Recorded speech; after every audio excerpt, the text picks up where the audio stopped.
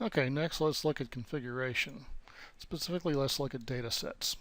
Data sets allow us to manage classifications and also officer ranks. This is where that data came from. You can create as many as you want. For example, I even created one called IT staff. Classifications, and this will vary from department to department, state by state, allows you to create the various classifications on how you want to categorize an event. You can be as granular or as general as you want about it.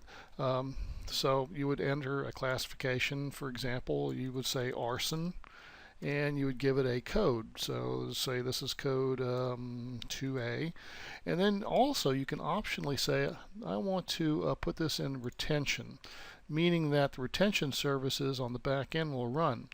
So once this case is created and that classification is given to them, the clock is running. So for 6 months from now, that case will be archived and then purged from the system. So we can add that to it also. Now if you create one and you turn the retention off, like in this case, you notice that the calendar is not there. That means retain it forever. It's indefinite retention.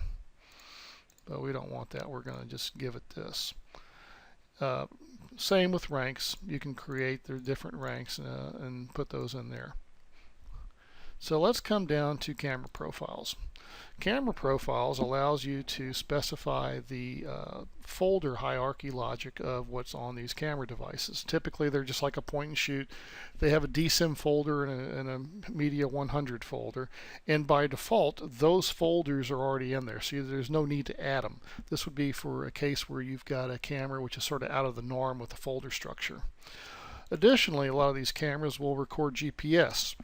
The default file extensions for GPS files is typically .dat and .gps. Those again are in the system by default, so there's no need to add them.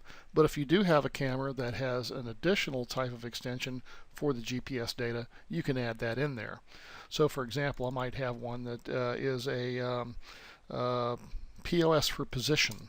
So I add that, and so it'll also look for any file that is POS for position. The site camera information is specific to the site camera from HD ProTech. Since it is device driven, this is the passwords that is used when the camera is docked to connect to it, authenticate to the camera, resolve the account ownership, and download all the videos.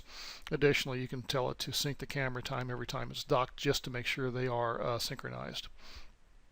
Cloud storage, Q1 2015. This is going to be a hybrid solution, not a pure cloud solution in the sense of the word, in that you can pick and choose what files you want to be synced up to the cloud so that other users outside of your network can have access to them via a web interface. This is done primarily as for economic reasons, because the cost of cloud storage can be quite expensive, not only in the storage cost but also to stream video down. A lot of people charge to stream the video. So depending on who you have hosting it, it can get quite expensive. Plus, a lot of case files will be extensive in their time that they're maintained. Some could be in there for years or indefinite, and that cost can only grow.